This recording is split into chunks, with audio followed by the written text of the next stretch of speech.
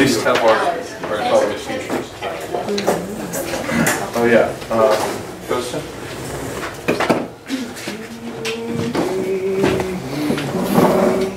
Lord, heavenly King, Comforter, Spirit of truth, who art everywhere present, and fillest all things, treasury of good things, and giver of life, come and dwell in us, and cleanse us of all impurity, and save our souls.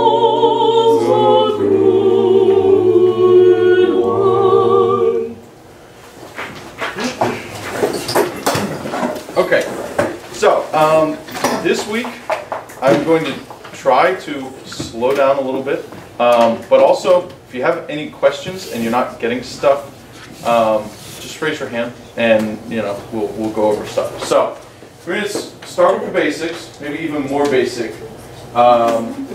So what is a note?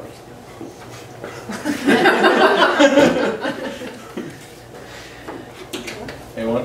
What's Sound. What is a note? Sound? A sound, yeah. It's a musical sound, right? We have our notes here, at least most of them. These are at least the ones that have letters. The rest are sharp and flat, which, do people understand that concept of how sharps and flats work? Do you want to show it on the piano? Yeah. Okay. So if I have, we'll start with A here. If we have A flat goes down, would be the next black key from A below it. A flat. It's a little down.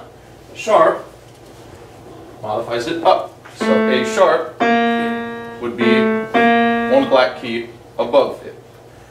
So in between most of these, there's another note here, here, here, here, and here. So in total, we have 11 pitches, but these we have 7, and those would be all the white keys on the piano. That's a note. A note is only one. We also use the word pitch sometimes. They mean the same thing. Sometimes pitch is a better way to describe it than note. Sometimes note works better, but either way, it's really the same concept. A note or a pitch is one of these.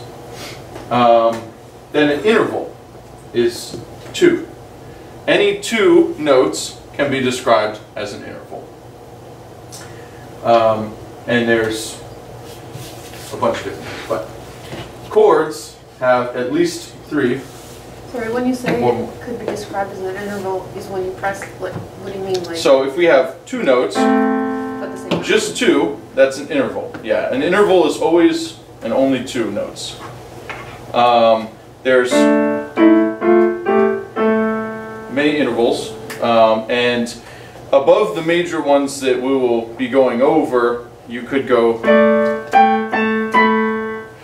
several octaves apart. But generally, the intervals we're going to be working on are within an octave.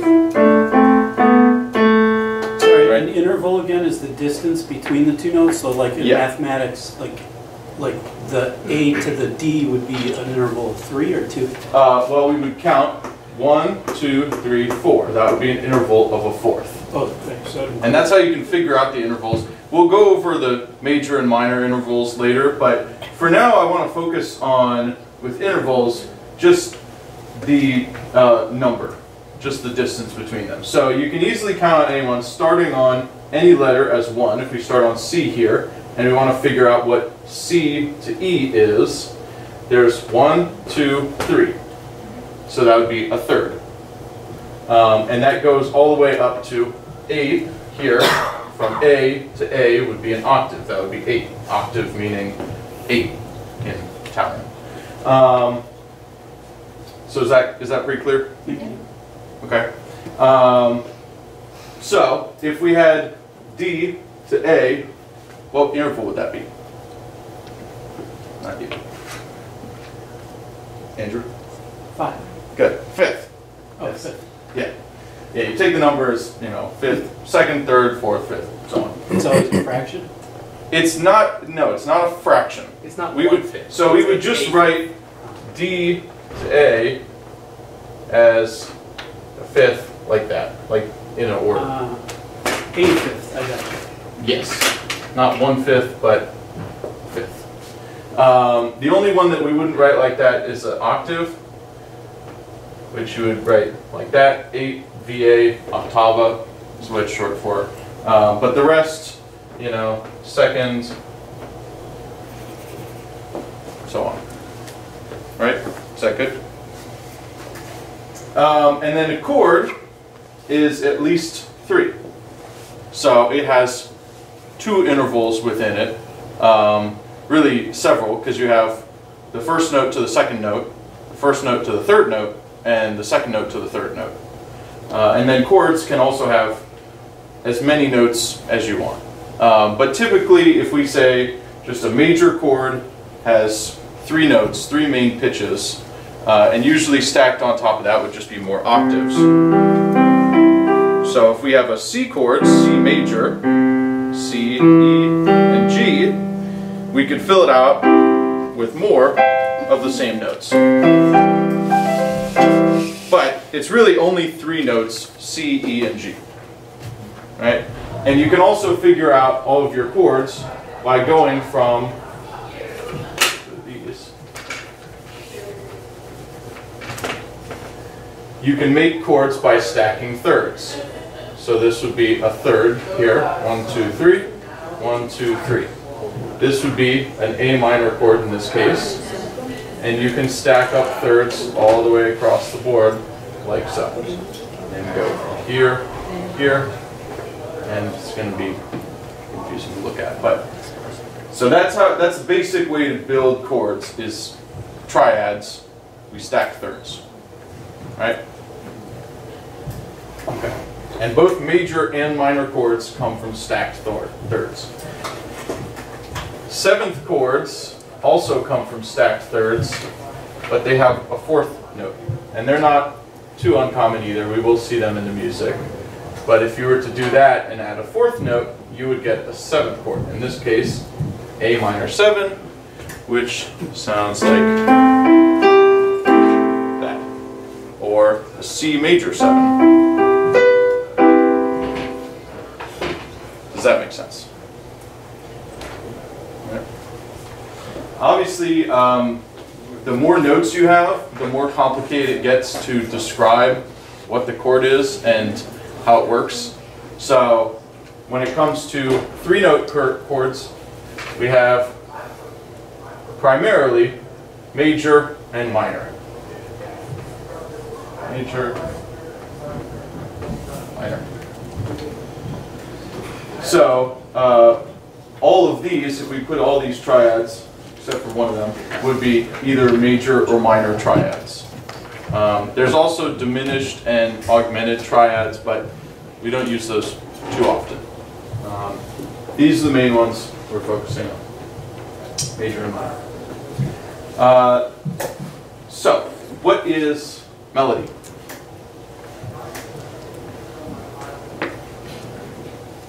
Anyone? Talkative. Okay. I would say it's the main moving line of the music. Yes, good. Melody is typically, but not always, the top line of the music, which for choral music is going to be soprano line, but not always. The melody is really defined as what is moving in the music. So you could have a melody in the bass, you could have a melody in any voice. But on a simple level, for a lot of songs, if you had someone singing and playing a guitar, the singing would be the melody. Harmony is a word that describes chord relationships, multiple notes. So intervals and chords are both harmony, whereas notes on their own would be melody. So the harmony is what all the other voices do while the melody plays. Okay, is that pretty clear? Yep. Okay. So let's see. So I've printed out this interval worksheet. If we want to go through some of these. Now, right now, it's going to be a little tricky for some of you to figure out what the, don't worry about the quality, that's the major or minor, but let's look at the first line and go over what those, how to find out the intervals. We talked about how to do it by just counting the letters. That works. But when we're reading music, we want to be able to figure out the intervals. So you can just count the notes from one line. We can also just start to look at the space between them and figure out what they are. So the first one we have here looks like this. No. Second line.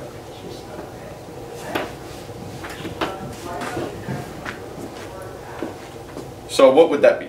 Anyone figure it out? Good. That is the fifth. The second one. From here to here. It's the second. Yeah. Let's look at the third one.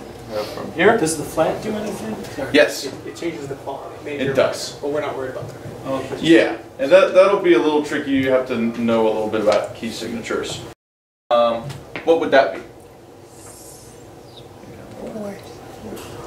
4, yeah. You can just count, plus once you get familiar with it, you can start to spot them. The fourth is either going to be from a space to a line, or from a line to a space. Whereas the fifth is always going to be from a line to a line, or from a space to a space, with another one in between. It's a little bigger. If we do this, what would that be? Third. Third, yeah. 1, 2, 3. That's the third. What about? You're gonna fall. Great.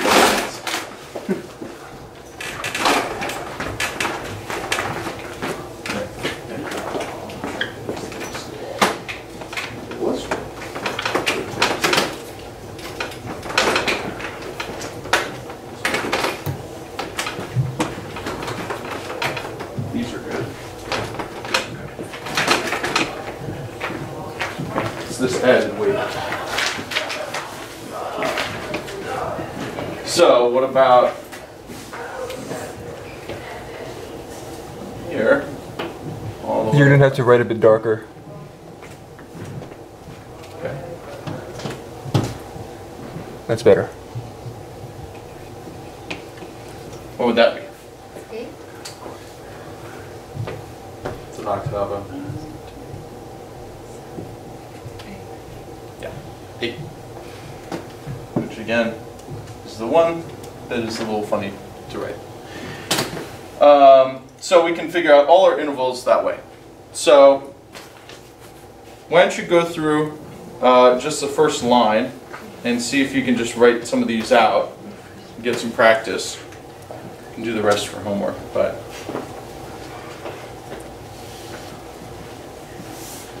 and if any of them are confusing, you can try them out.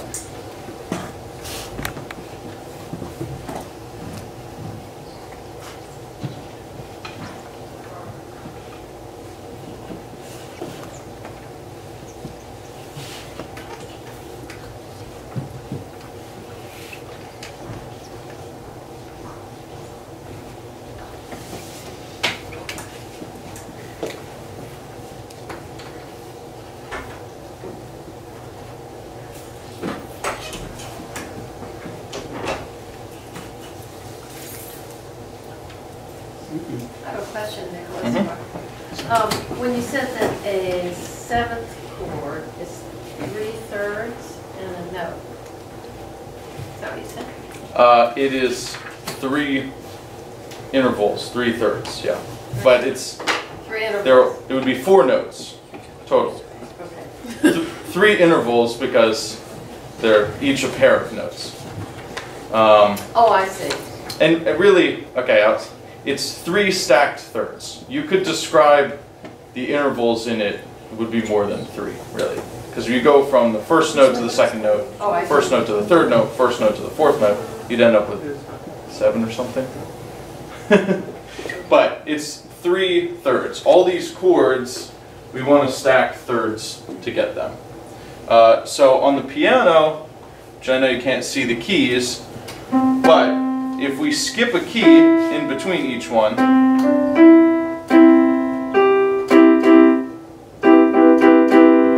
and so in that case I'm skipping a white key in between. It would be good if you could see the piano, but... Do you want to turn that around? Oh yeah. That might work. This stand is maybe not a good idea. You wanna, We could try, yeah. I'll just pick up first. Moved a bit to the right. Yeah, To the right. Which Yeah. right? you're right. Better. Okay. Here you go. So, if we skip over a note, that would be a C major chord. There's a minor chord, D minor. And if we want to do a 7th chord, we would add one more note to that. And we could, start adding a lot of notes and get complicated, but that's the basic idea. But you see they're stacked thirds, and we're not stacking any note. Right? It's important that we're stacking the thirds. And then the next one is also, there's a space also between that 7th one. Yeah, because again, it's a third. It's another third, I see. Yeah, because So now 4 thirds. that would also be a third, but that would not. Right. Now there's other chords that don't involve just stacking thirds, but the main ones that we use, the important ones, are stacked thirds. So that's good to know. And a lot of our important harmonies are going to be stacked thirds as well.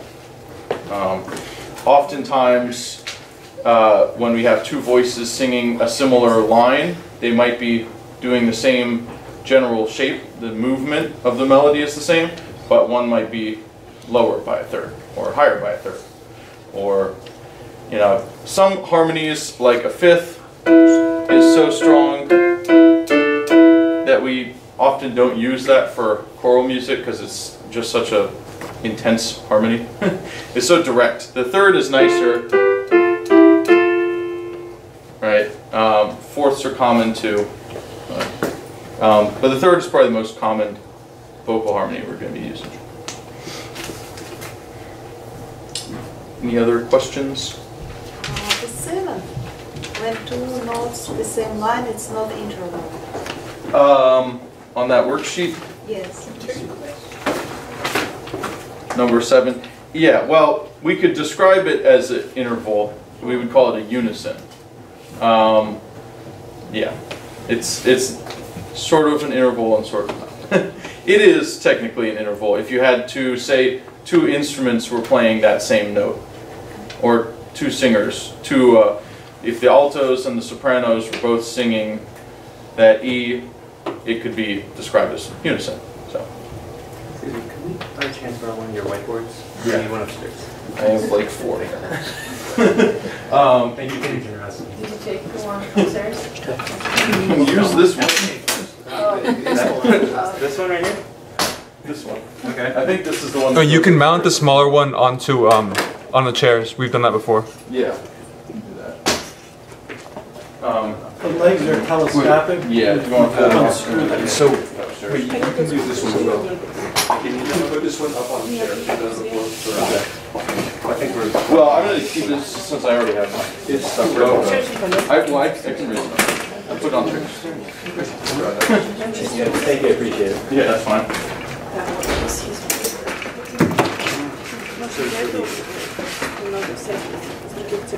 You need a marker? No, we're good. Yeah. Which one? I'll take your green. So the course you can do this so I can check the camera.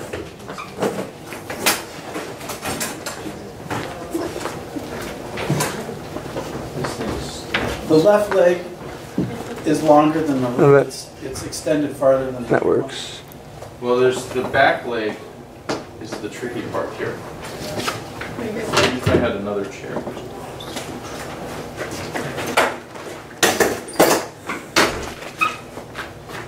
Is that? It's a little short. Can you write on it though? And Yeah. not have it full? We'll try. We'll do what we can. Otherwise, I guess I can use this one. But I already wrote my lines on here, and that's the hardest part to write. So, now, what are these called? Sorry, what was the question? What is this called?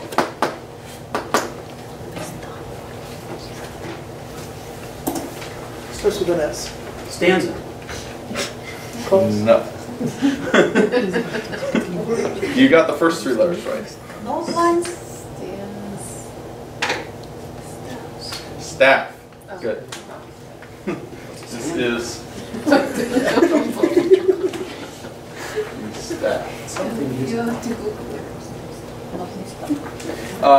And then there's two. We have here, this is called a grand staff. We have them joined together with both the upper part and the lower part, which are Treble clef and bass clef. good. Or, you know the R names. What are these notes? I'll give you the R names. C clef and G clef. G clef and F clef. The C clef is used by, I don't know, oboe players or something. I think, I don't know. Some orchestral instruments use a C clef, but Sorry, what was the lower one? the lower one is F clef. And you can figure out the notes, those names, because they should line up on those. These dots right here, this one is on F. This should end on G. So where the curls around the G, this one curls on the F. It's actually a useful symbol and not just for decoration. I thought it was always fancy. It is fancy, It's but fancy, but it's fancy. Yeah. Specifically. There's a specific reason, huh? yeah, there is a specific reason. When you're drawing it, you want to make sure that it ends there. Even if you do it ugly like that. This is the important thing, is that it is on the note G.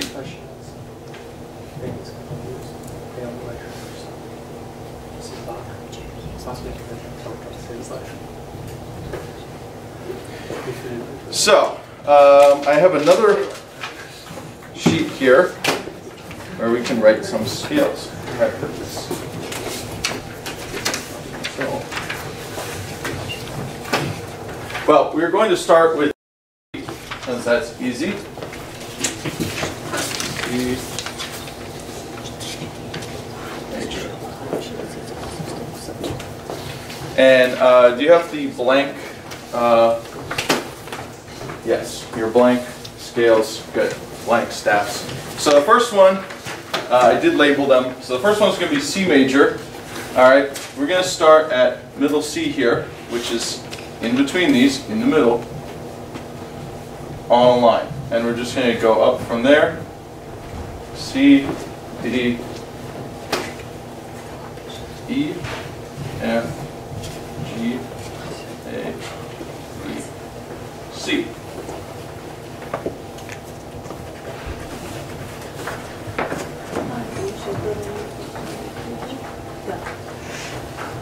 You want us to? Yeah, I want you to do it. This is to get it in your brains. Better than me just telling you. Yeah, making you work. This is school time, boy.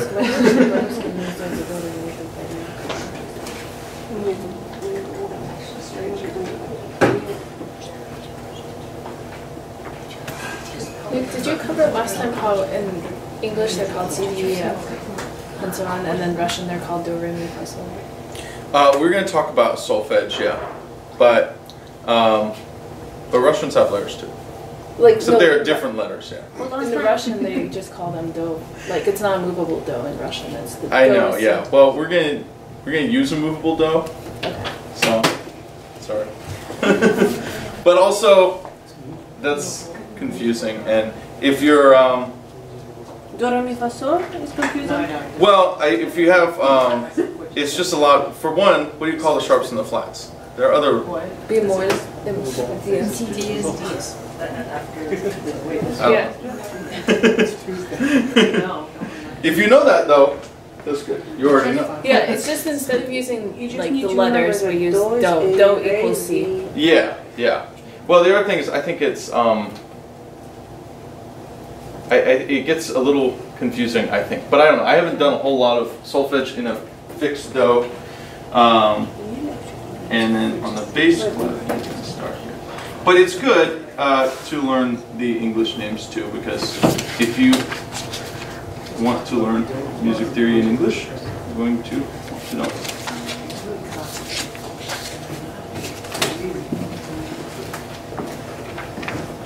And then if you can see, the bass clef starts on C here, and we're just going to go up all there, back to middle C on the bass clef.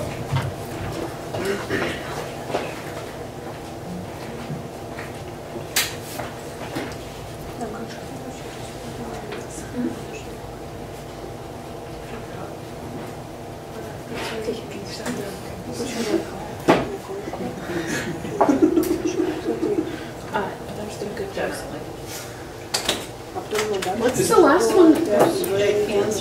This is middle C. This is the same note as this middle C. There's only one line, if I were to draw it, there's only one line between the staffs. It's called a ledger line. Yeah, the ledger line there. Because each staff is 5 lines. Yeah. And then So middle C next is- line on the staff, you add your own lines to it. It is literally in the middle of the staffs. So that's the same note Mhm. between the two staffs. It's both the middle C. Yes. Yes, yes. This is one octave, this is the next octave.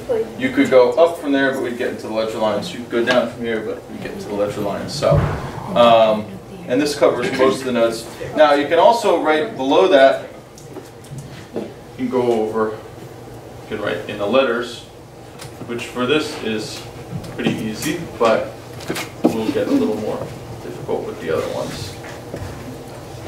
But it's helpful to know.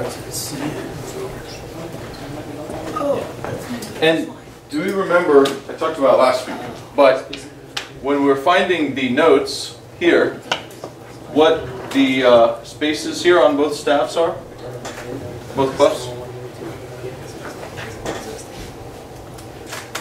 Does anyone remember? What are the space notes on the treble clef and the bass clef?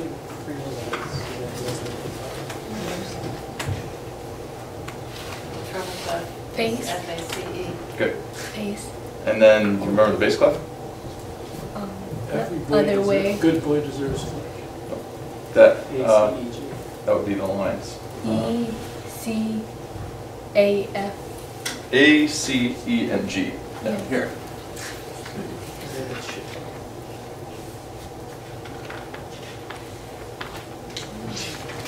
Oh, that's right.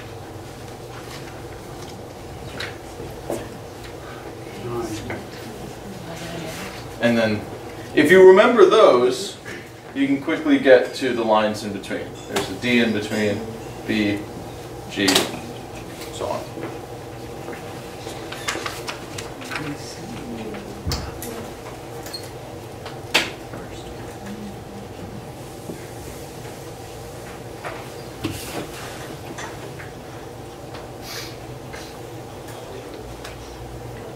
You got all of them. Yeah. That's good. So yeah, the rest of them we can do the same way, but F, we would start on F here, and we would go up a little higher. So on the treble clef, start at our F, same way, go up, F, G, A, B, C, D, E, and end on F.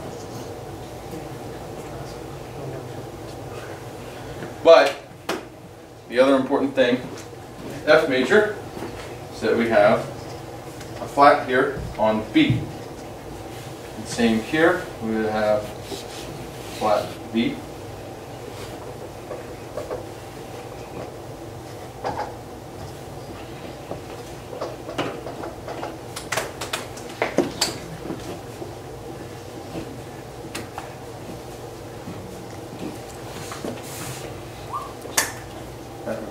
could also start down F. If you start below on the bass clef, you will end up here.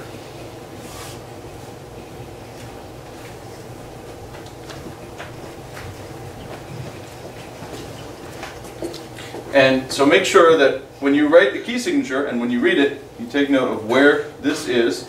If there's only one flat, it's always going to be the key of F. But it's important that that flat is on the B. The key of F has a B flat. It's down here on the B in the bass clef. So this would be next one.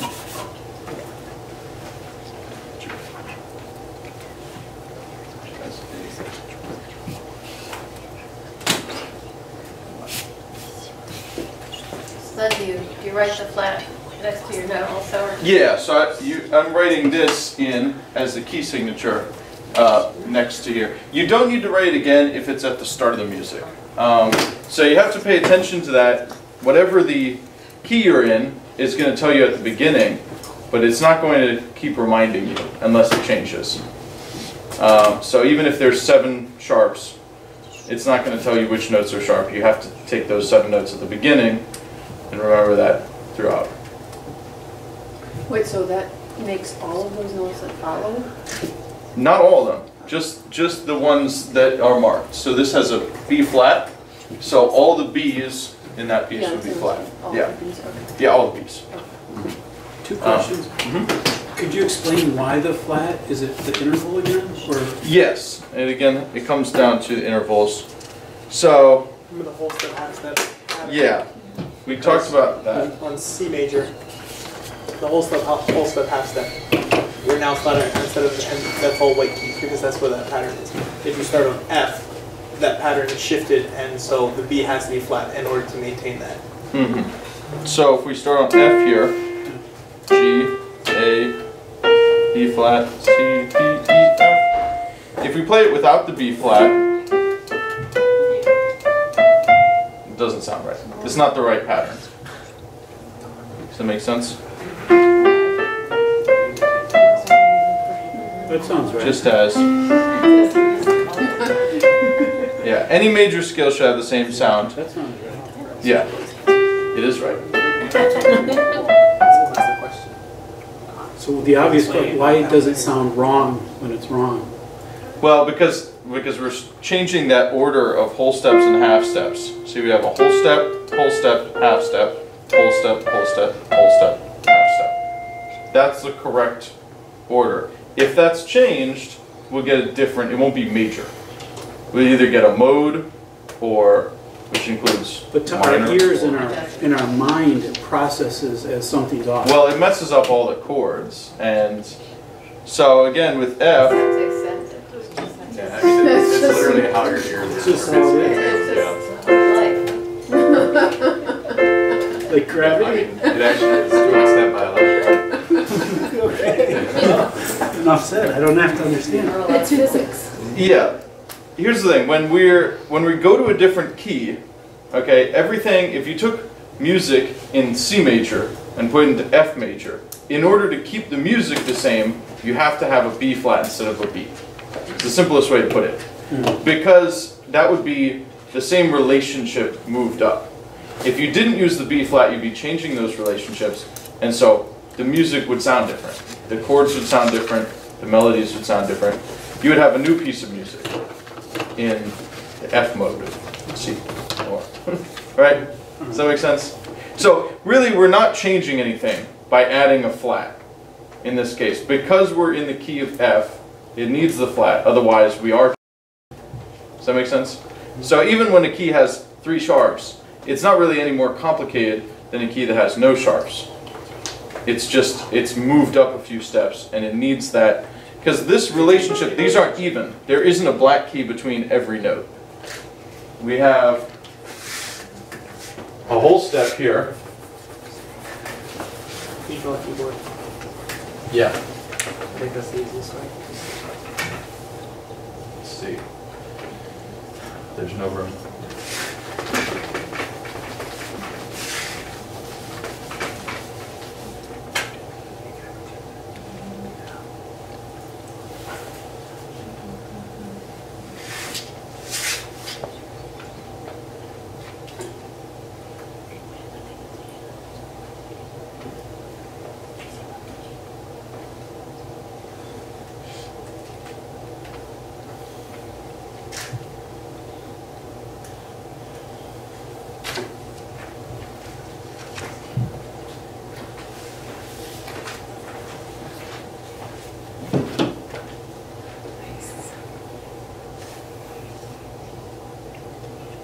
Okay, so we have one octave of the keyboard.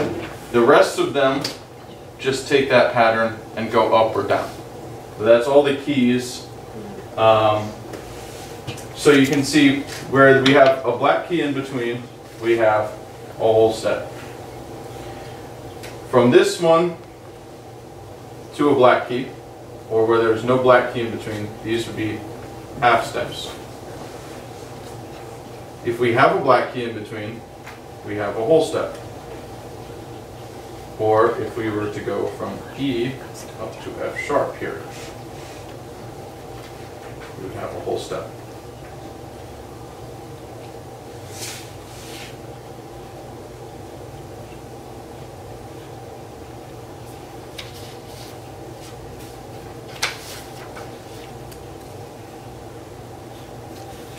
Does that make sense? So we have at the bottom of that sheet the C major scale. So we have, you can figure it out on the keyboard actually. So we'll go, we know C major has no sharps or flats, right? It's the one key, well, the one major key that has no sharps or flats. So if we just count up these intervals here, or rather the whole steps and the half steps. So we have a black key in between. This is a whole step. All right. Should not be just throwing things. This one, black key in between, whole step from D to E. From E to F, there is a whole step. Half step.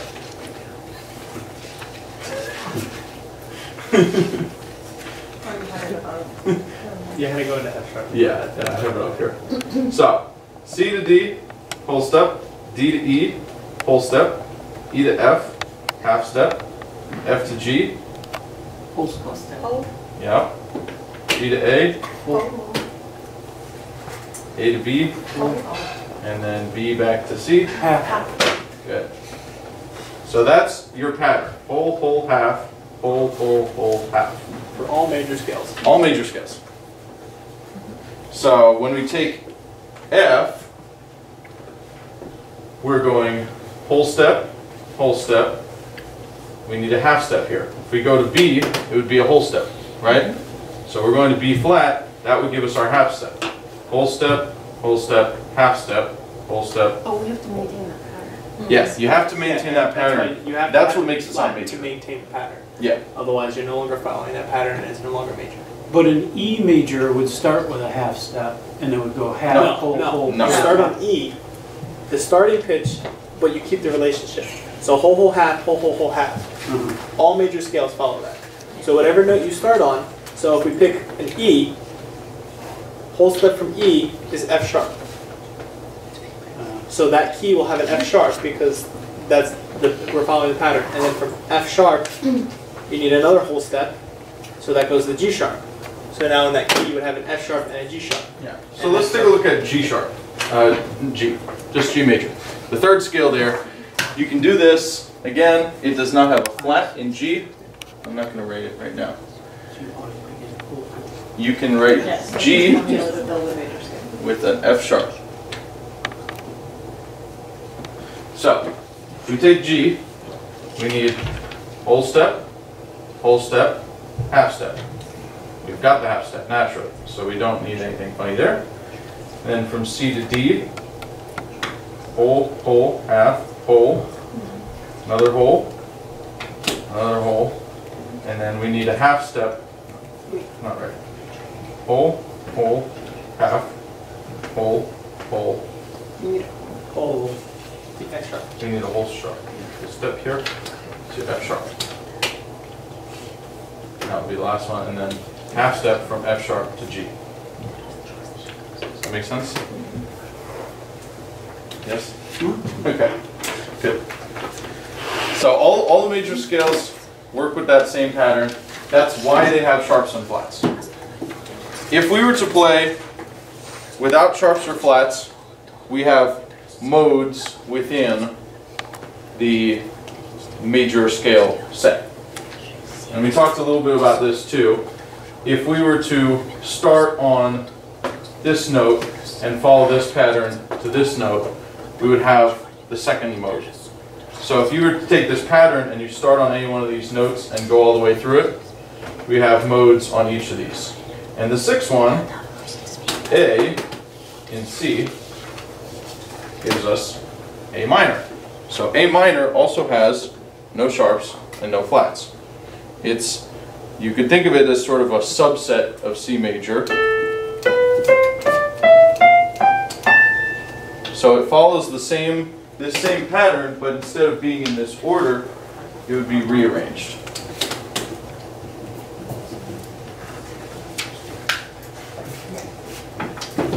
Does that make sense? Sort of? So major follow these patterns, but minors don't, and then what's the pattern they follow? Minor does follow the pattern. But its own pattern. It's set in a different place. Yeah. So if we were to take minor, whole, half, major, minor up here, whole step to B, B to C is a half, C to D is a whole, D to E is a whole, E to F is a half, F to G is a whole, G back to A is a whole. But you'll notice we have the same pattern. Whole, whole, half, whole, whole, whole, half. It's just in a different order.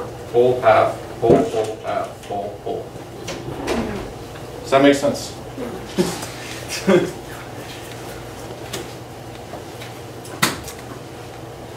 Hi, Father John.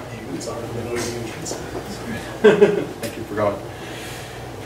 So, is that clear? Minor and major are related. You hear relative minor.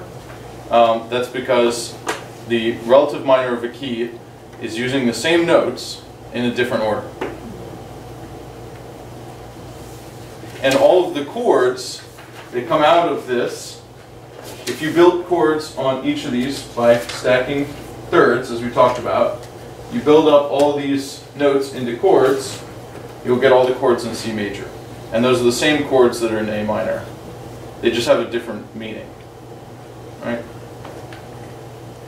Same words, different sentence. The chord of A minor is in the key of C. We have C major, A minor,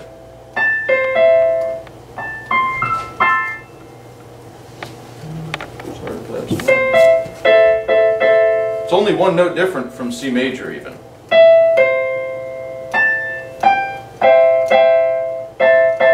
There's only one different note. The fifth of C is a G. The root of A minor is A. A, C, E, C, E, G. And if you put them together, you can get cool jazz chord. You can get A minor 7 if you add the G from C.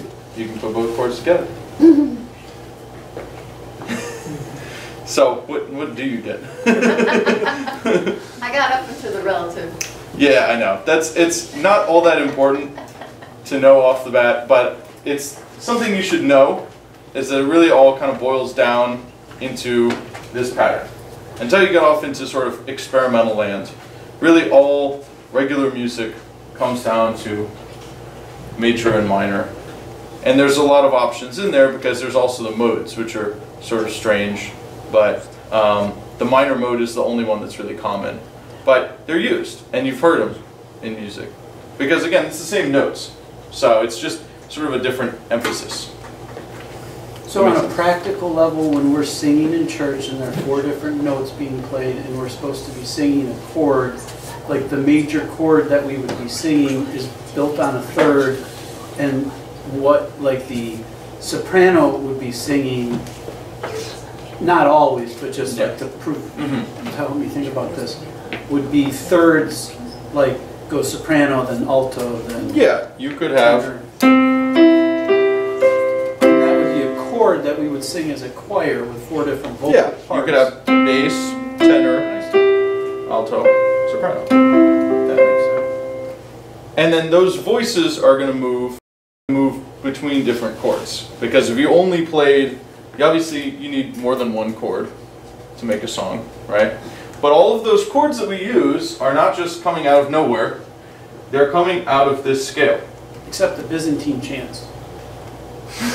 Sorry. We'll worry about that later. But I don't know how to analyze Byzantine music, so one day. It's all like one.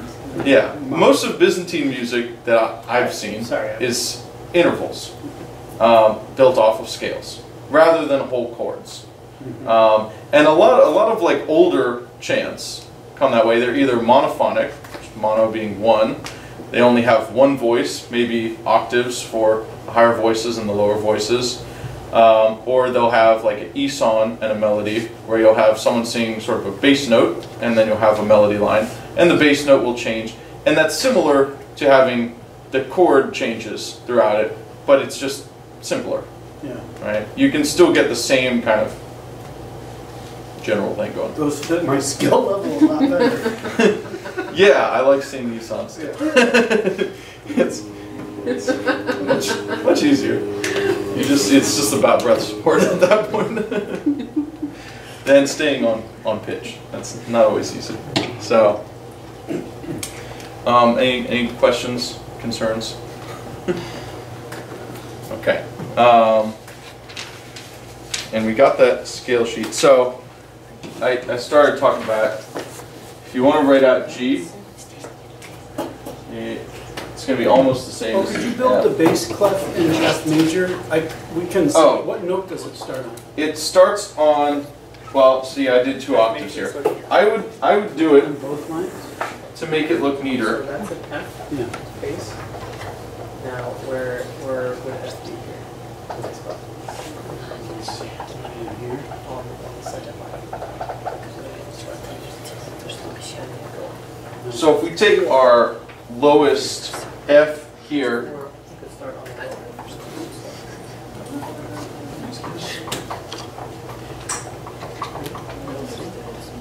And then you have to step over here. you can start on this F That's it. down here. B, C.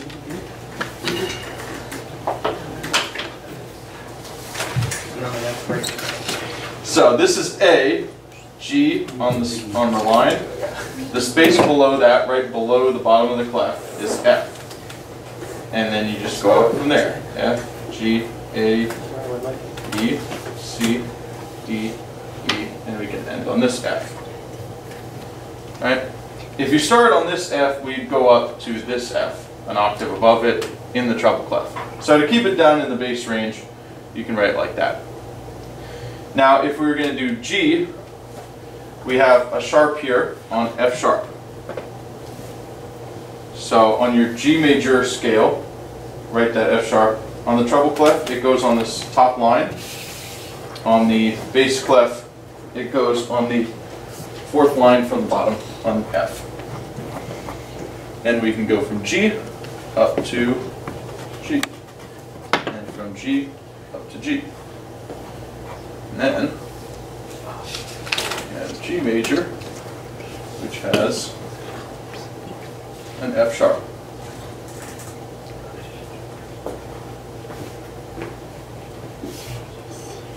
And those are your 3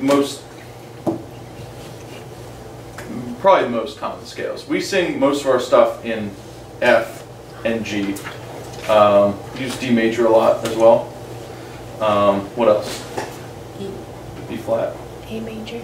E major. A. A major. Yeah, those. E major would have 4 sharps. A major has 3. D has 2. But if we have, starting from C with no sharps or flats, we have, if you add 1 flat, the first flat key is F, that has 1 flat. The first sharp key is G, that has 1 sharp. And there's no other major scale that has 1 sharp in it like that. So you see 1 sharp on the music, you know G major. Does that make sense? Now, with what we talked about with the relative minors, it could also be a minor key. The relative minor of G major is E minor. How do you know which one's is which? It's just going to have an F sharp.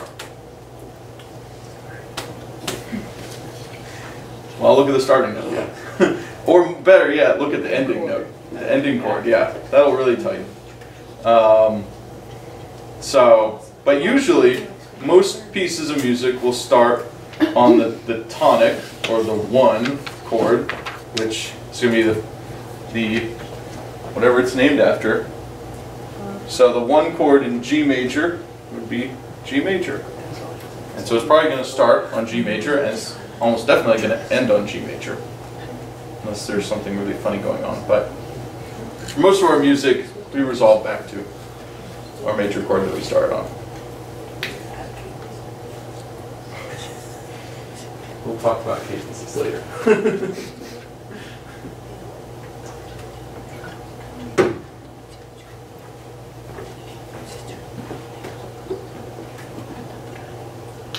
Does that make sense?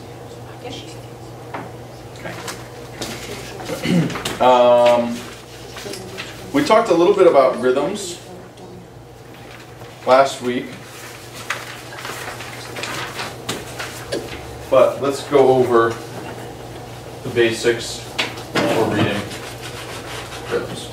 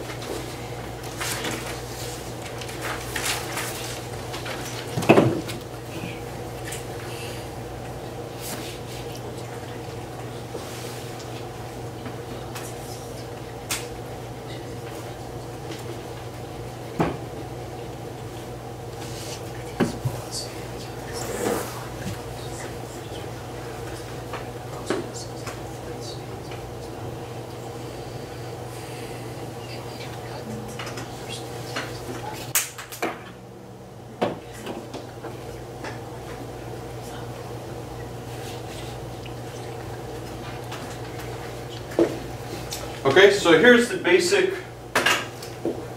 notes we're using for rhythm.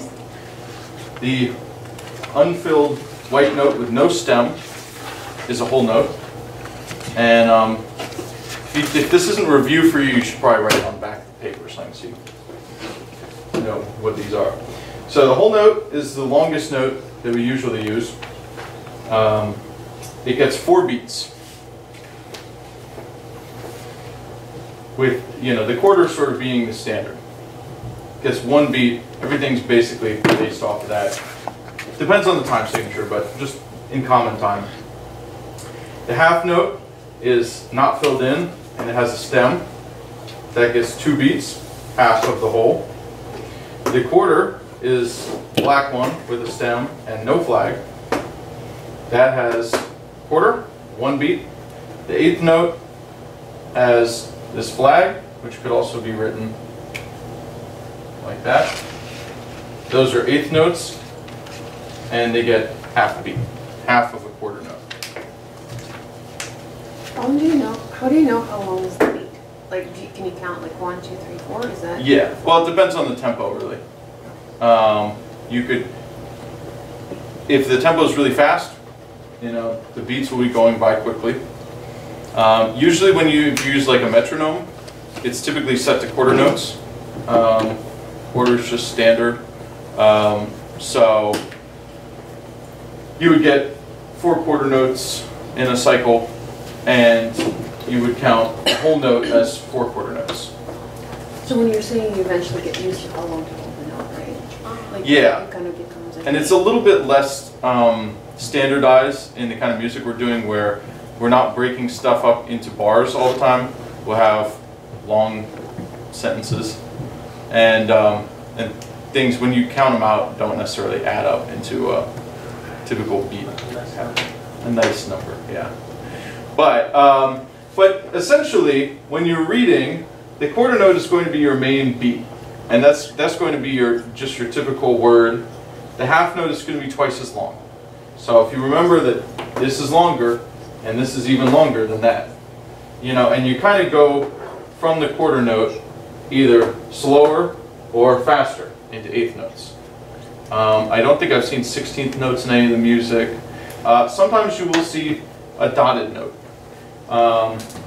And a dotted note, like if we have our half note here and I give it a dot, it goes right there, that modifies it by 1.5 times. So a dotted half note would be 1.5 times 2, which would be 3 beats. If we have a dotted whole note, how many beats would that be? 6. Yep. What about a dotted quarter note? 1.5. Yeah. The equivalent of a quarter and an eighth. So that's the main sort of modifier you're going to see, and that again just makes it a little bit longer. So if you see a dotted half note, which are not that uncommon, just count 3 beats instead of 2. But it can be tricky to keep up when things are moving fast, and people mess them up. But our conductor is so good at doing. Great conductor. That's what he's doing, though, right? And I'm not. I'm trying to flatter him. That's a He does question very, for Ghost very, too. like that's What does he do with his hands? I don't know. It's okay. Is that what he's trying to do? Does he know? So that's what he's trying to do, though, is to give us. He's direction. generally signaling the pulse, the beat. Yeah. Showing you how fast we should move on the quarter note. Yeah. How fast it is. Yeah. And then you base everything else off of that. Usually. Yeah. So when an eighth, you would do it twice as fast. Yeah. Yeah. And, you know, a classical conductor has set patterns. They sort of draw out shapes in the air. We don't really do that. At least Kostia doesn't, so. Then you'd have to learn that. You know, if you were playing in an orchestra, yeah, they do their thing with their hands. And that gives you an extra piece of information because it tells you what beat it is. You go down on the 1 and up on the 3. That's your downbeat and your upbeat. And then the other ones are in the middle. There's no time signature. Yeah, well, that's the other thing. You have to have a time signature. Yeah. The conducting pattern is 1, 2, 3, 4. So every time I put my hand down, you would know we're starting on the first beat of that measure. This is the second beat of the measure, third, fourth, if it was in 4/4. Our church music is written that way because words are more important than the actual notes. So you're sticking a sentence, a holy phrase, inside a random melody. So we don't have a time signature because we're trying to fit all those words into that, whatever the phrase is. That's why we have, you know, where we have a note and then a whole sentence without other notes. Recitative, where you can't count evenly because otherwise you go, the Lord said that, you kind of read the sentence while you're singing it. So because the syllables aren't going to line up. Yeah, there would be no conducting pattern because you could have, and writing staccato is a pain in the butt because you're counting how many syllables are in each sentence. Mm-hmm. So the first sentence could be like 13 syllables and the next one could be like 27. I can't conduct a measure in 13 and then 1 and 27 and there be a pattern for it. That's one of the challenges when you set church music too, and that's why you typically don't see a time signature on church music because you basically have to hide it every measure because it's different from measure to measure. Yeah. And it seems like a lot of the melodies the melody is sort of a set length, but the melody will just repeat over the words. Yeah. And you don't necessarily fit a certain amount of words into that melody. And a lot of our so music it kind of comes out so it was set for Russian words. And then we're now putting English words in the same melodies, and they may not line up perfectly. So how do you direct it? Yeah. It depends on the piece of music. No. And on the director. Yeah. That's my problem. You just watch what I happen to do when I... But you typically direct to phrases, as you were saying earlier. Yeah. You don't direct to a note or to a meter, you direct to a phrase. Yeah. And so the movements may not even correspond with the music as it's written. They'll correspond with how you would say the music as Yeah. it's So written.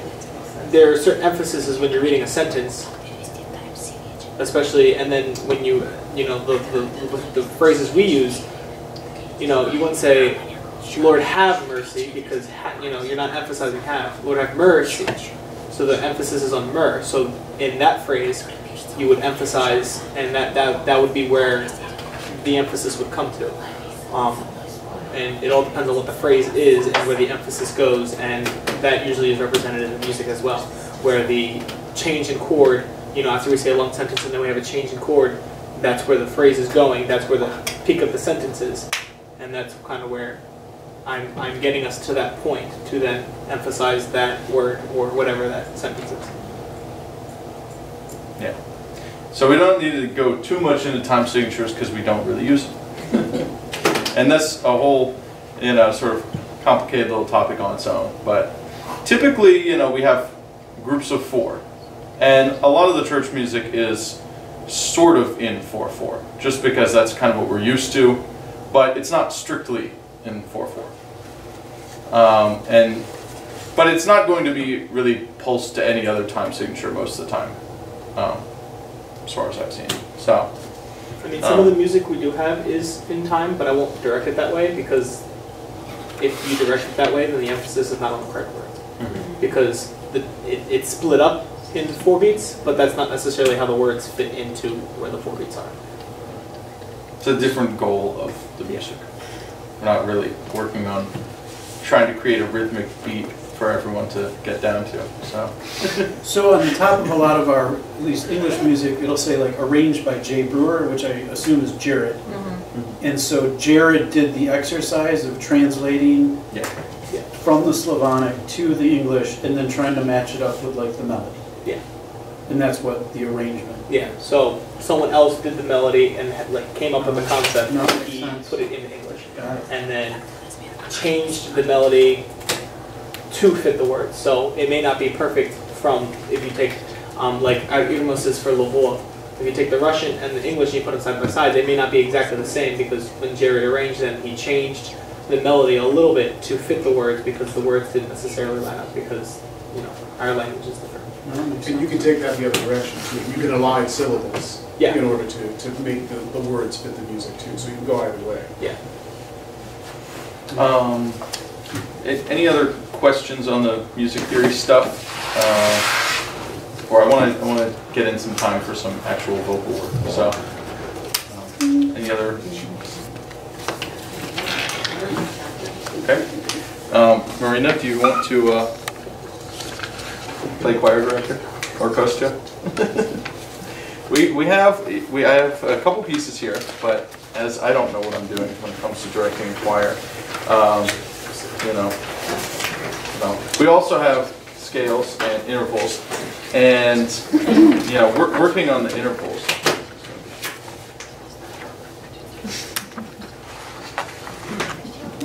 Go, Marina, go. You can do it.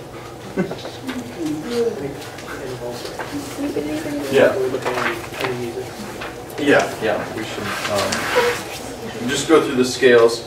This was my idea, just going through each of the intervals this way. But again, this is a movable do, and you know, let's see, it doesn't really matter much, but we don't use C that much, so. So we're just kind of doing solfege in a diatonic scale. Yes. Yeah. Unless you have any other interval exercises that you use. I mean, I'm just Well, making I it up. didn't have time to get them to you, but, Well, what do you do with your students? well, yeah, that's what I was so did we touch on solfege at all last week? Not exactly. I want to overlap it. We did a little bit of sight singing from one of these pages, from these exercises. We did a number of these, covered about half of them. Just sight singing these. This is just a second. This goes up to a third on this page, and then there's a whole book, but. Right.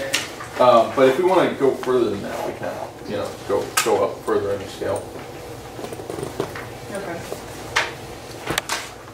I guess it's a good idea to show the relation with the solfege and singing to the scale like we did earlier. So. Should we move the keyboard around? Well, if we want everyone, I mean... Do you want to face the people or not? This is how you say no. Okay, so...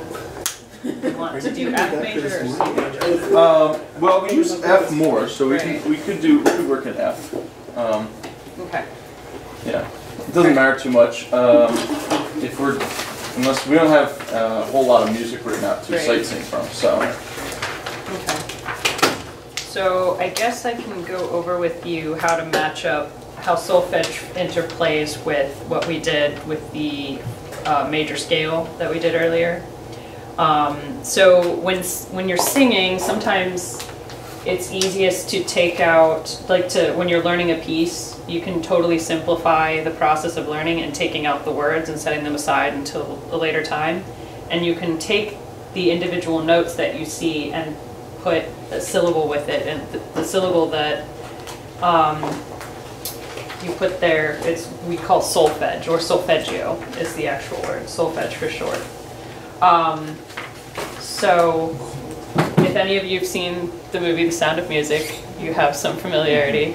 Doe a deer, female deer, that's how we're starting with that. So with the major scale, like we did before, if you go back to what you wrote out for F, so your starting note, sometimes referred to as tonic, is Do. So you have in a major scale, Do, Re is the second note, Mi is the third, Fa, Sol, La, Mi, Do.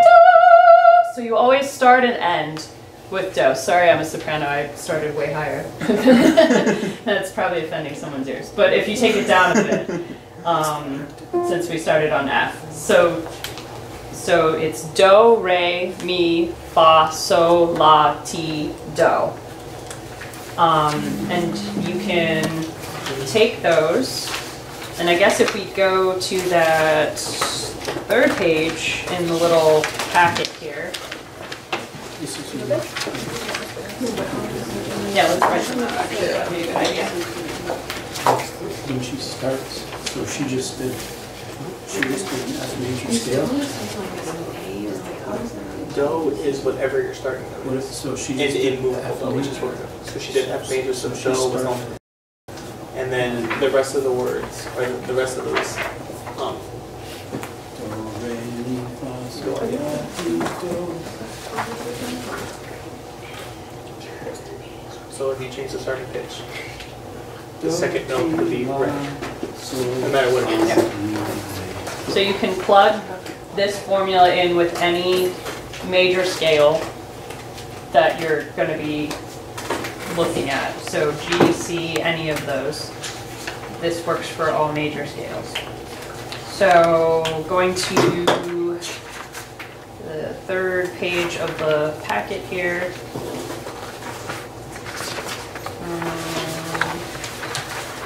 Do some sightseeing, I guess.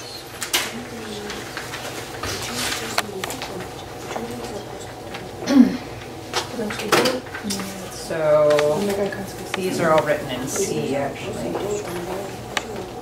Makes it easier. Well, I was. Or did you? I think movable Do makes more sense. Yeah. But so you could put in any scale, but unless people are so used to. Well, no, I'm just reading this. I didn't know if you had transposed up to F when you were running through these last time. On this one? This one. Oh, that. Oh, yeah. That I was just starting with D on Do.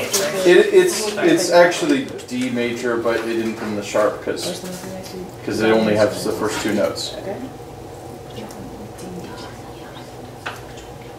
Those are key signature with D major. Okay. Yeah. But it would be. On the second page, continuing that, it does have the yes, sharp, the second C sharp, yeah. Because it starts to matter. Okay. So.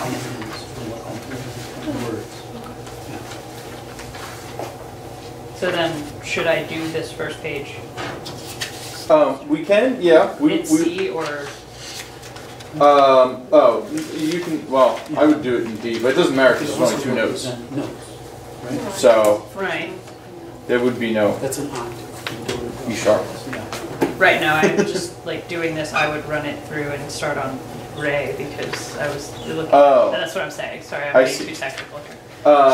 Well, it does say at the top, the sounds are do and re, but, you know, so whatever, it's up to you. Okay.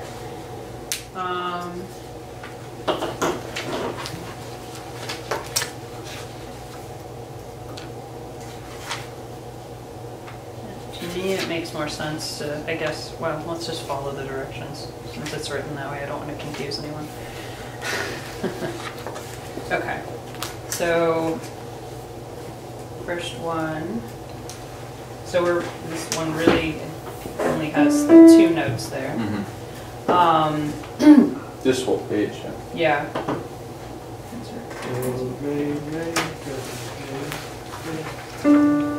So, that first note is going to be do, and then the second one's going to be re, and we're just going to alternate back and forth on that, and I'll play along. So, do, and everyone can sing in and join in. Do, re, re, do, re, re, re. So rest.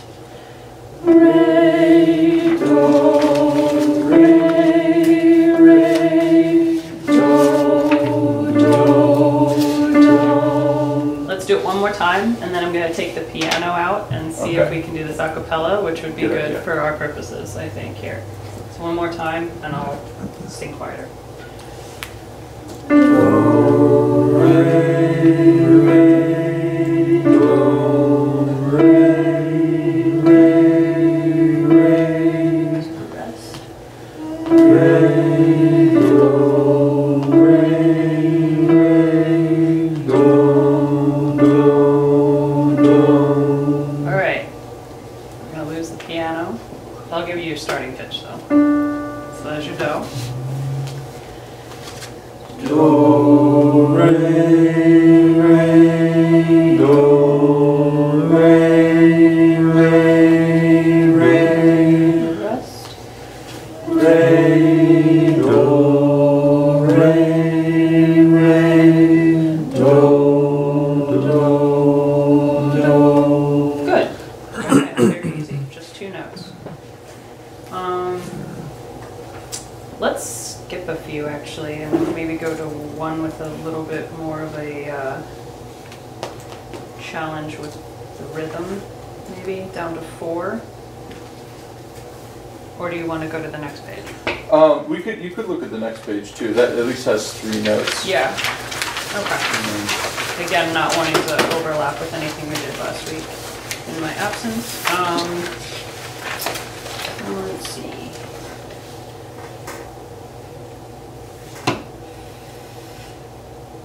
Let's do 50 actually. And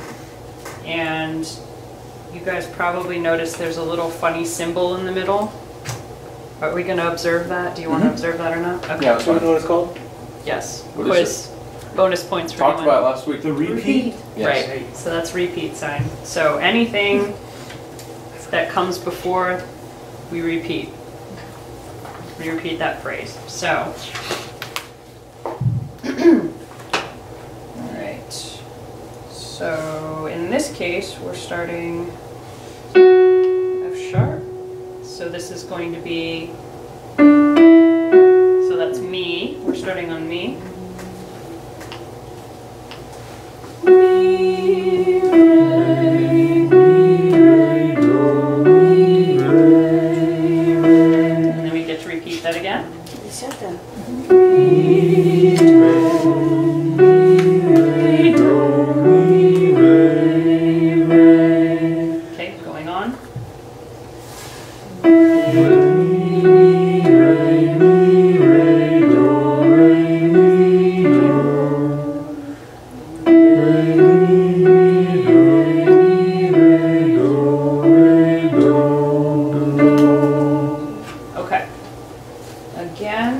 So let's do the whole thing again, including the repeat. Set your starting note. Mi, re, do, mi, re,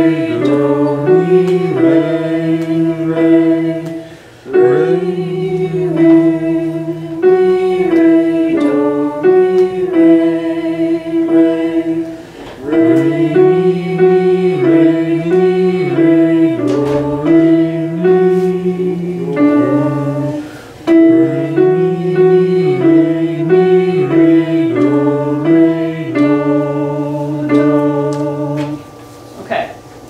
Shall we lose the piano? Yeah. Okay. Starting note mi. mi, re, do, mi, re,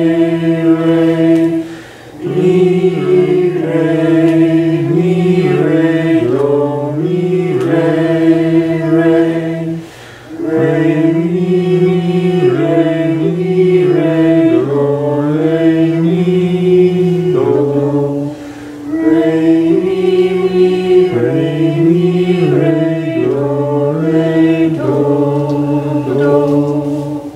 Good. Okay. The rest of them seem to all have 3-note things as well. So maybe.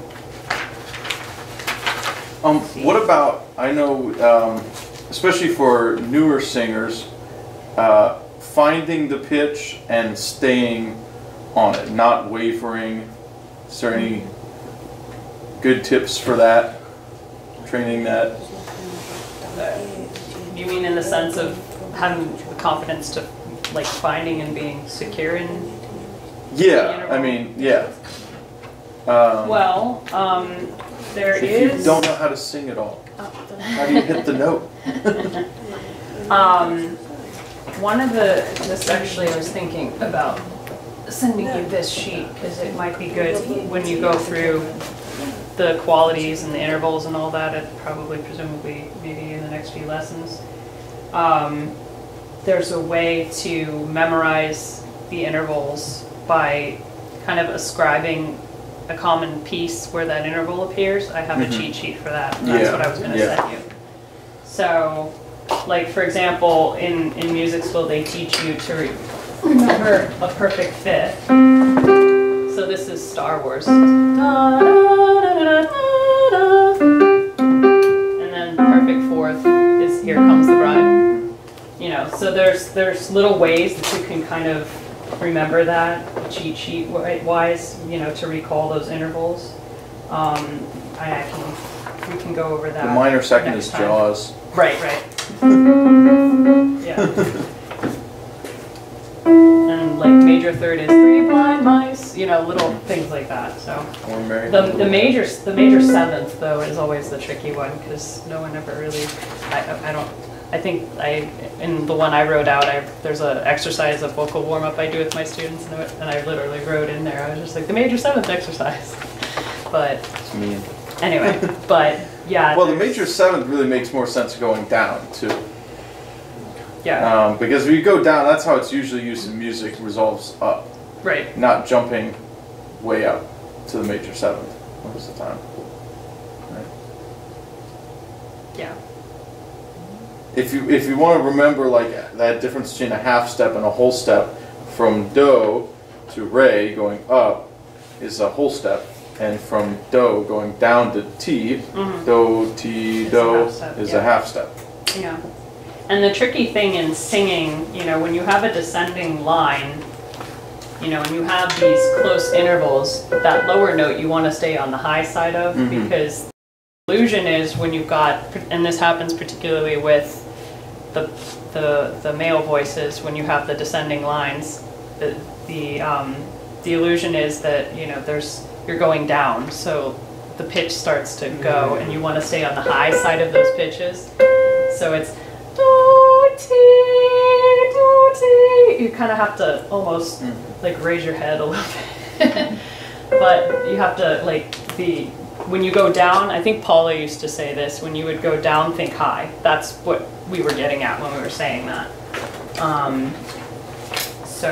But definitely I will get you my cheat sheet on interval jingles, as I call them.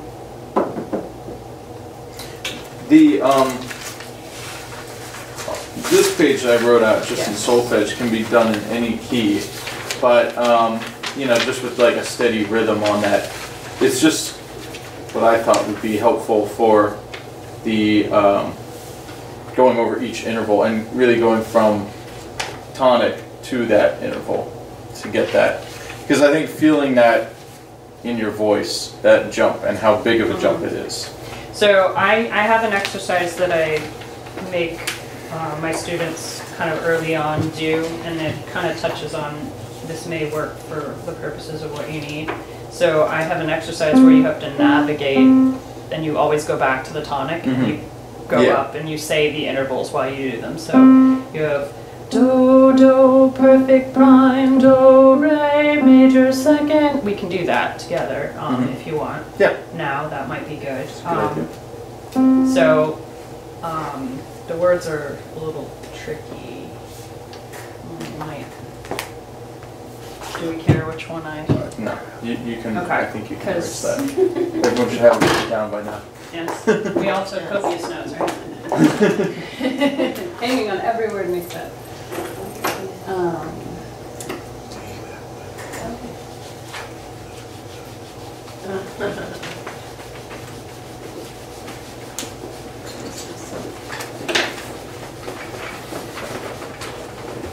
Careful with that stand too, it likes to fall over. Yes. I'm doing that right now, actually.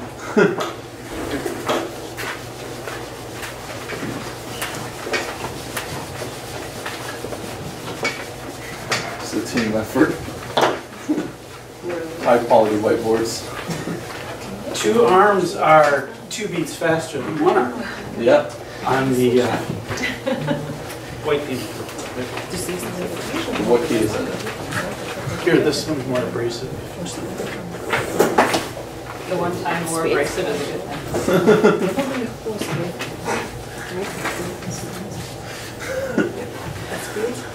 Do you think we'll be able to afford quality equipment? Well, actually, I think It's just not spent on white. I have some dry erase like spray at home. Oh yeah. I think I might have seen it last week, but it only does so much. Especially if someone refills it with water.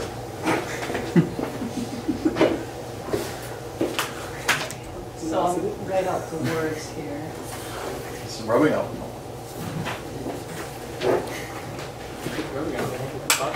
Don't drink it. Right, so we can see. You hear what it tastes like.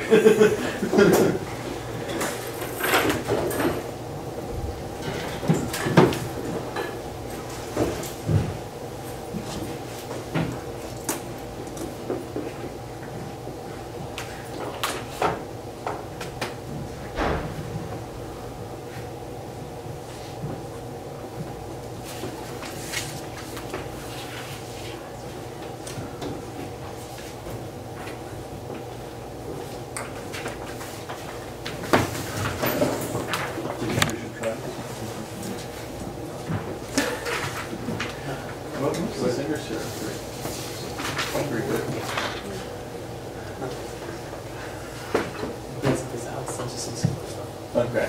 I tried to find the simplest stuff that I could, but We have trouble with that one. oh, okay. And I Yeah. I was mostly trying to find stuff that looked easy, but whether or not it's easy to sing, I still have to inform you of that. I'll have to check this one. Yeah. Serious, just about the Yeah.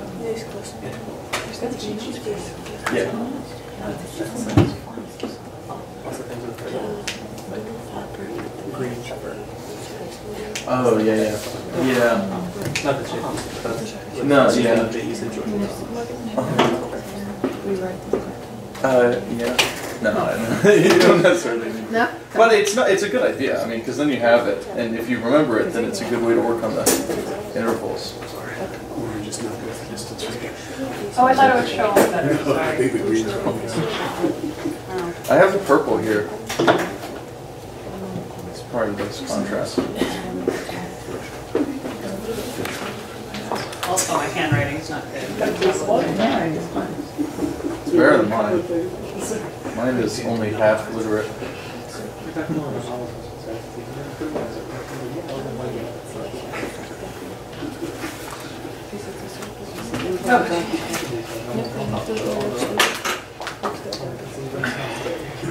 Other than Father John, is everyone I can able to read. see this? Okay.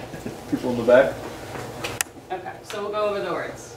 So, do, do, perfect prime, do, re, major second, do, mi, major third, do, fa, perfect fourth, do, sol, perfect fifth, do, la, major sixth,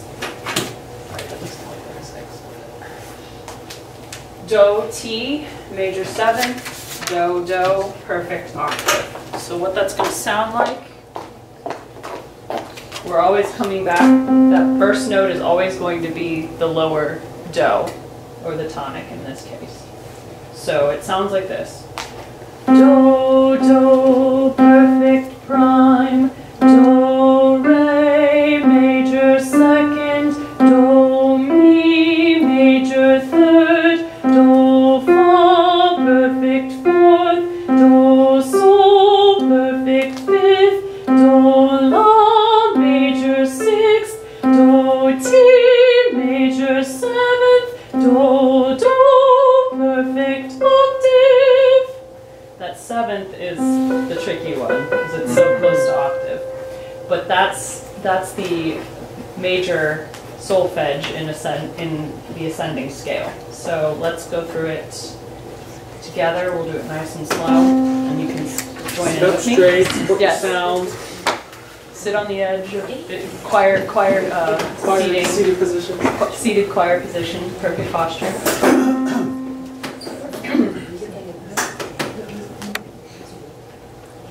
Do, do, perfect prime, do, re, major second, do, mi, major third, do, fa, perfect fourth, do, sol, perfect fifth, do, la, major sixth, do, ti, major seventh, do, do, perfect octave. Good. Right, support the octave. And make sure the seventh is high. Yeah. You want to try it in F? Sure. We'll have to do it lower so that we That's don't. How do we know for So we don't get vocal fry, as we call it, Yeah. or Shryfest. And you kind of hear it.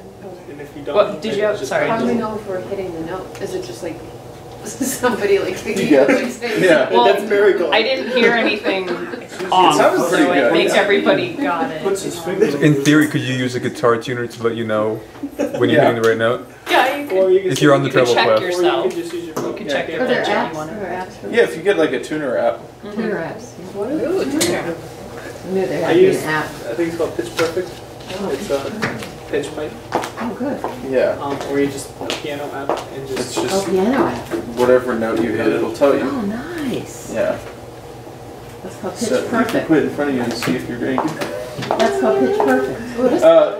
This is It's an app. pitch. If you just look up like Oh, tuner, wow, it like tells you where you're hitting. it reads Yeah, your that's note. great. That's your Pitch answer Perfect, right is that there. that? Yeah. Bada bing. Yeah. It's just a free app. What's it called? Pitch Perfect. No, that's not what I use. That's But Pitch Perfect, is that the app? yeah, I mean there's a bunch there. just type in Any kind of tuner. Tuner. If you you should already have Well, one. now we're gonna go. Now we're gonna go around town, huh? That's cool. Yeah. Okay, let's try it again. No problem. All right. So we're switching. Seated positions, switch We're your gonna sound, switch your Switch to high. F. Stay in C. Stay in okay. C. Okay. F is gonna be high for some, Nick, or you can low take it for back. others. Oh. Okay. So I'm sorry, Yeah, when sorry. we sing the interval, we Yes. should be back on the second, like the re, like do, re, major, second. We're like doing that. We're singing Right. the interval I'm singing it now. Right. in the same, is that a pitch? So basically, on each, when you're doing each one, you're doing the interval twice because you're kind of inculcating, you know, in the brain. It's perfect prime. It's one. It's the Yeah. same note. Do, re. So and major you're second. singing the interval That's the twice, same and you're interval. ascribing Yeah. that the theory term for it, and it kind of is a good learning Got it. process. So you're doing Ray it and twice. second should be sung in the same identical note. Yeah. So Yeah. this is So that's do, the interval, re, and if a major major second. that interval is Yeah, a major the second. note, Do yeah. mi is a major third, and you were trying to memorize those the intervals between those two words, Yes. and then it tells you what it is. Thank you.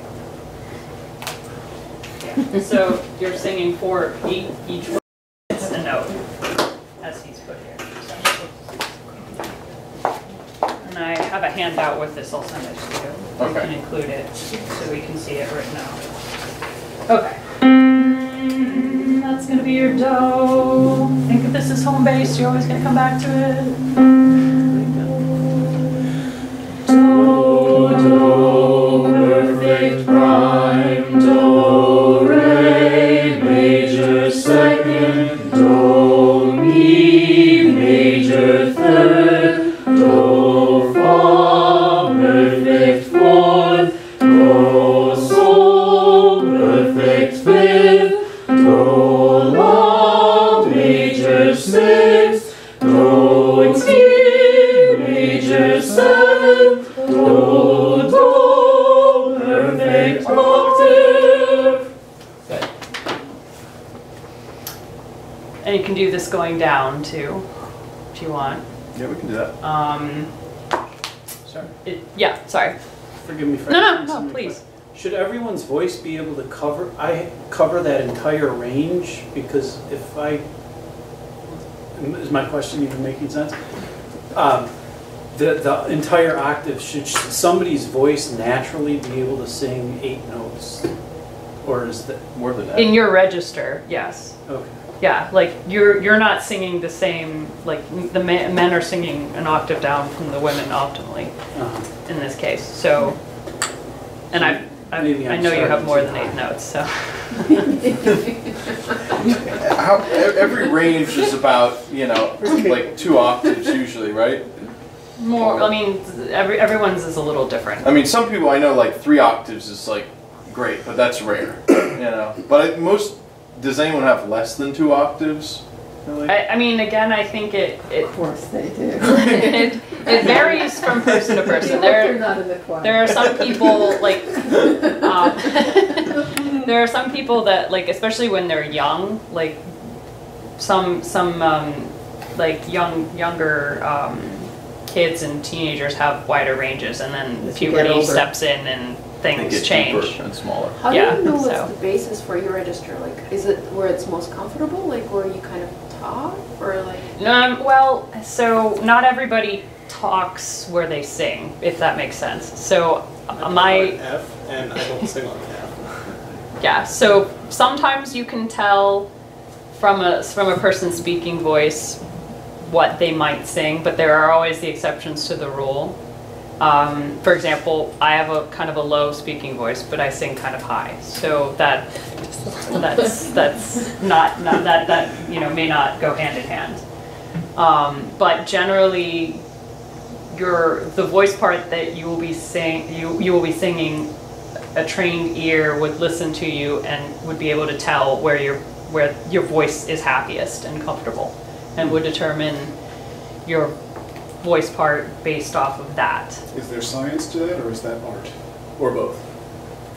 I mean, as somebody who isn't trained as a vocal educator, there's probably a more technical term that I would give it if I was more learned, but I go by what I hear. I mean, I think most people I can hit several notes below what I'm like loudest at, but I drop way off at the bottom of my range on those lowest bass notes. So like my lowest strong note is a G. I can sing down to like maybe a D flat. Yeah. Yeah. but I'm so quiet down there that it's not practical for growly, singing. yeah. So, you know, so like G, I know is like the lowest note I can really hit well, which just works because most of the time we're singing in G or F, which is good for my range. So what is your voice posture? I'm a bass. Bass. Yeah.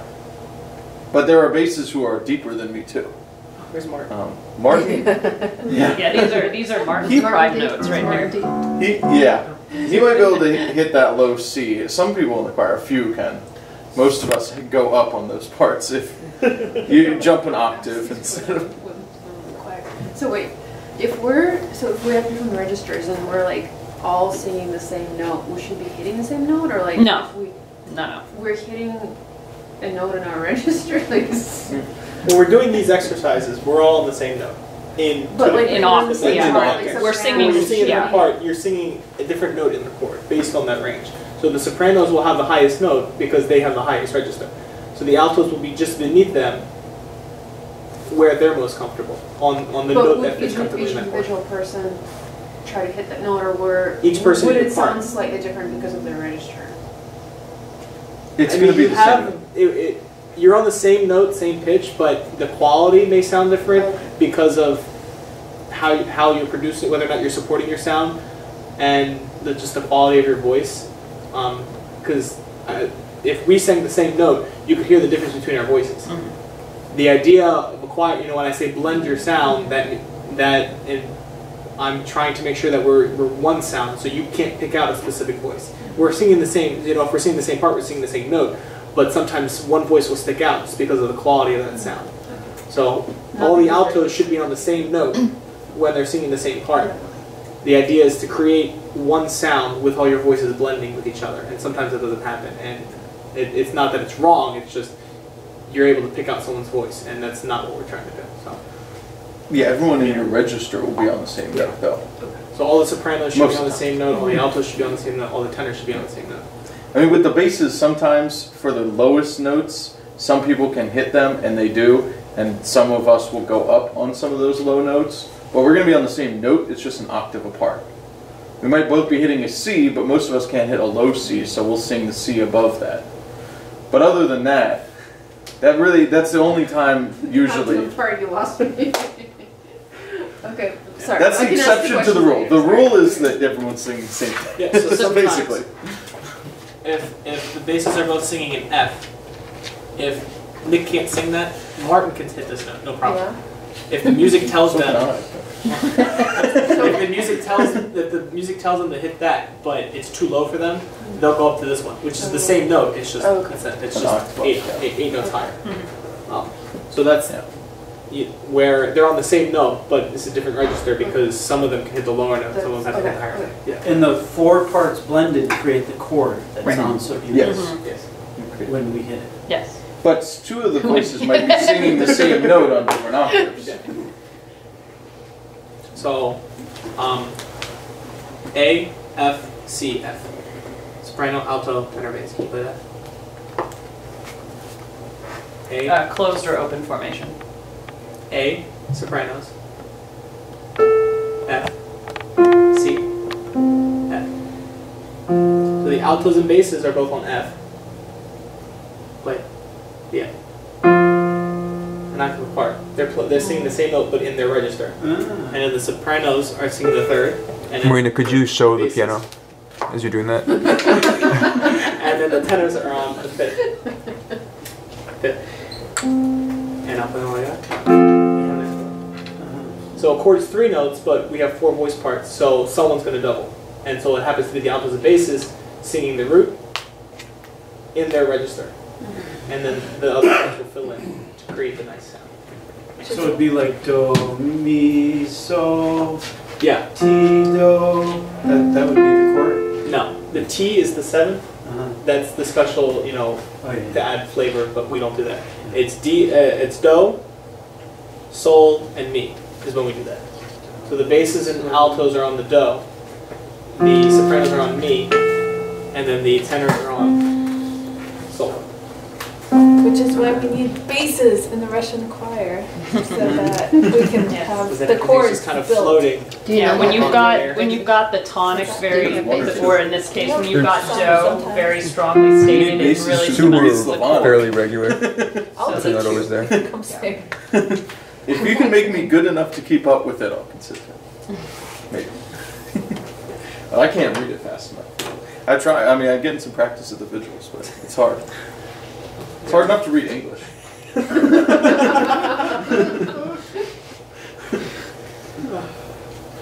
Could you sing Do Re Mi? That's what we're great at. You just show up and do Do Re Mi. Sight reading singing. That's fantastic. Yeah. It is. Do we want to have some? Do you want to? We could sing some scales. Can we do that one more time? Yeah, sure. Yeah. Okay.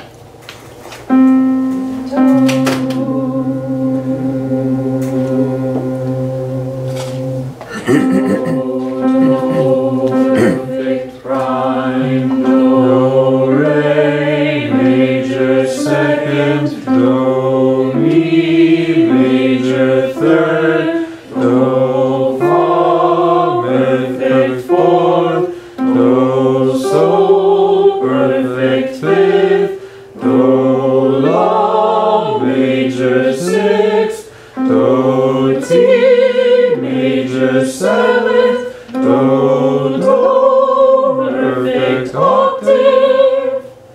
You want to try it without the piano? Sure. See if we can do it a cappella. When I test my students on this, I sometimes play the do just so that we don't lose that We anchor could, note, yeah, you could do but that. But I'll yeah, just- let's see if we can get the intervals. Yeah.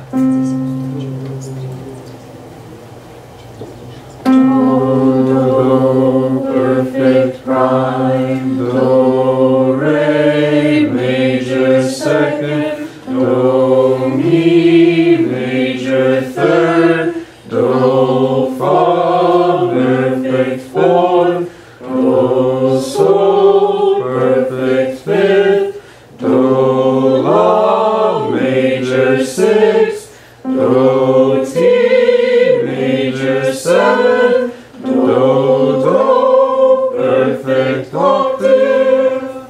Good. Let's do it without Murray.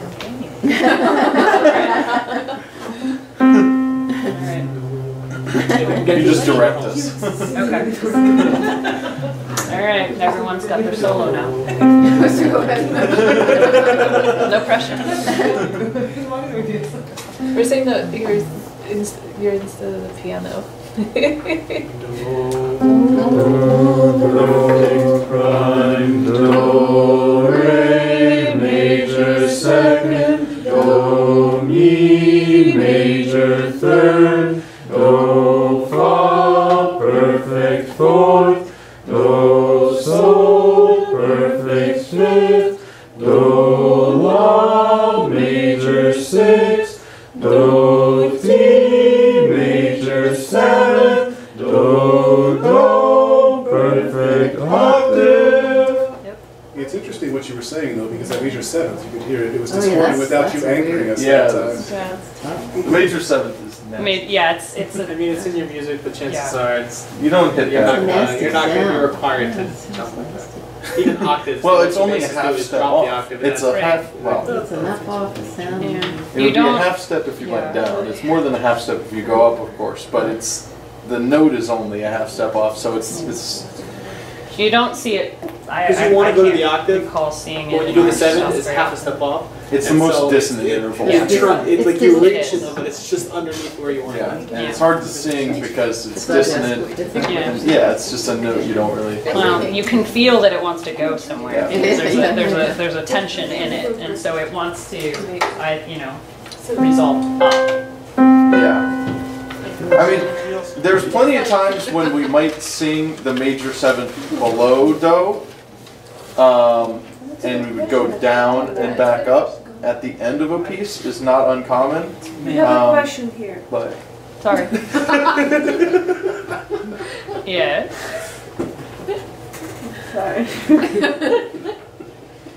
The question is, what makes it major versus perfect? What does Okay. perfect mean? So it's perfect is not major or minor. And perfect. It's There you go. major, but it's scientific. It's basically the way that the. It's not major. Is it like resonance Yeah. or something? Yeah, Like the it has to wavelength? do with how the pitch sits in like the wavelength. The wavelength. Yeah. So it Play those sounds intervals. happy like a major, but it's perfect. There's perfect fourth. That's just how it is. You're never gonna have a major fourth. It's gonna be called a perfect fourth. It's always gonna be perfect. There You're is not no gonna have major or minor Yeah. fourth. or Fourth. fifth. Right, because there's no options. That's how. There's Yeah. a There are diminished others, or but- augmented. Oh. Which But- we don't use. Right. We don't really We're not ever going use there it. So there's no Yeah. perfect second. No. No. There's a major, minor, second, but perfect fourth. It's always gonna be perfect. There's no minor fourth. There's no. Yeah. It's perfect and will always be that way. It is perfect. Yeah. In every And way. in every, like in a minor key, your fifth is still a perfect fifth. It's not a minor fifth because there is no minor fifth, and it's not a diminished fifth either. So in every key, whether it's major or minor, the fourth and the fifth are always perfect. Because of science. 'Cause And it's the science. is the prime always perfect also? Yes. Yes. Because Yeah. perfect prime and same thing And with perfect perfect octave. octave. Because the, And if you listen to those intervals, they don't have a major or a minor quality. So it would be wrong to describe them that way Yeah. when they don't sound that way. Yeah, because they're very open, They're you know. clean. Like a Yeah. lot of Renaissance music uses Yeah. that sound. It's very hollow. Yeah. like tried to. Well, Tritones we're staying away from diminished that for the fifth. moment because Keep it simple here. what we We're in were church. what we were getting at with what comes between perfect fourth and perfect fifth is that's called a tritone, and it has a disconcerting sound. But and again, this has tension in it, so it wants to either resolve up or it wants to go down or up to the perfect fourth or perfect fifth, So respectively. you would use these in jazz and stuff like that? Well, the I mean, they're theme using classical song for music. The Oh, they're using Simpsons classical actually uses that. That's actually how we Yes. learn the interval for the tritone in music school. The Simpsons, yeah. Oh. Yeah. They're not totally uncommon. But Yeah, they happen, and But they're not typical. often in our music. Yeah. No, I don't think we have. Actually, on a historical note, this interval was banned for a very long time in the West. The Catholic Church banned it. Well, it wasn't allowed for church music. Yeah. It wasn't like illegal. Why is it? Why is it? Because it's inappropriate. It's unholy. Well, yeah, it's not- unholy. it was- Is probably it the was best way to say it. The devil's The devil's It's too interval. spooky. They refused to use it in church. And Yeah. so if you use it in classical music, you were banished. I mean, I don't think we use it in any of our No. church music. I mean, because it It just doesn't. sounds wrong. Like, It sounds. It's inappropriate for the context. If you're trying to create a prayerful atmosphere, you don't throw in a tritone. Yeah. Yeah, there were very specific rules about what was okay and what was not, and that was one of the big no-nos. Yeah. Yeah. So, that's good. Yep. It's not a thing. Let's do that. Yeah. If we accidentally sing it, grounds for getting us kicked out Yeah. of the choir. Yes. Sounds like. Well, just because you're that flat. we'll We definitely had hear bigger it. issues going for us. Whether or not it's the devil's. I don't think you're gonna summon anything except bad tone. Or a wanton glare from fourth to Angry look.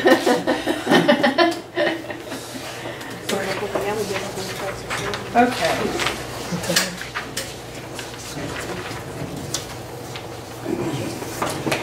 I think that's it. We're past 9.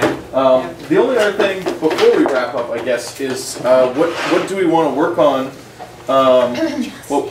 What would be helpful for everyone, and what do we want to do more of? I think we should definitely have some more vocal exercise. We've been slacking a little bit on that, but we'll get together some more pieces, and hopefully Kosia will give us some simple pieces to actually sing. Yeah. But any suggestions? What do you want? What do you want to do? The Simpsons. Oh no. I shouldn't have said that. This interval, like, seriously work on it. Yeah, do that. You can, this can be 2 activities. One, it can be practicing what interval it is, and you should identify the note name. Because that will help you be able read the to notes. identify. So the first one, you have middle C and then G. So you could practice writing your note names, so you learn the note names, and pay attention to the clef too. Because that will change whether or not you struggle with bass. So serious practice at home. Yeah. When I was Because doing these this, are the two basic skills. that's how I learned everything. So do the interval and then write the name of Write the the note. note names, yeah. Yeah. And then So- do we want to sound, if like we have a piano app, like do we sound Yeah, you out can to play each it. other, like figure You out can, how it yeah. sounds? Yeah. And if you figure out how it sounds with piano, you can probably tell whether it's major or minor, even though we didn't go over too much about how to find that out. But if you play it on a piano, you can hopefully tell. Yeah, you can kind of hear whether or not it's happy or something. So just this interval worksheet, like the first one, because it's a fifth, it would go to the do, so. Yeah. And we could sing like that. Yeah. Yeah, but you're singing an octave. Huh? You're just singing an octave. We knew what you meant, though. Oh, yeah. I don't know what I did. And, Oh, I said and what? Andrew, yes, in the case of that one, that is a perfect fit. You can practice to this sheet. We haven't really gone over it, but I think for me it's just been helpful when you're thinking about what these intervals are. If you want to know what a fifth is, rather than just knowing it off the top of your head, you can sing do, re, mi, fa, sol, do, sol, and that'll help you to find where that fifth is. Find your pitch. Yeah, because if you did that, you wouldn't make it all the way up to the octave, hopefully. And this is helpful because when we read the church music and we're in the choir, It helps and to we're know what they. singing, we'll like over time, it's like a skill. You Yeah. learn how to become more proficient at reading. Well, because you So see over those time, things. we'll know like what a fifth is, and we'll know to visibly identify. Remember when Paul was directing vigil and we were singing Catholic and you leaned over to me when I was singing Exodus and you were hitting those notes really well? That's because I practiced going from a C to an F, Yeah, which is a fourth. yeah, and you can just. So, it's just practice. Eventually, you're just going to be able to, you're going to know what a C is, and you're going to be like, I can go to an F now. I know what that sounds like, and I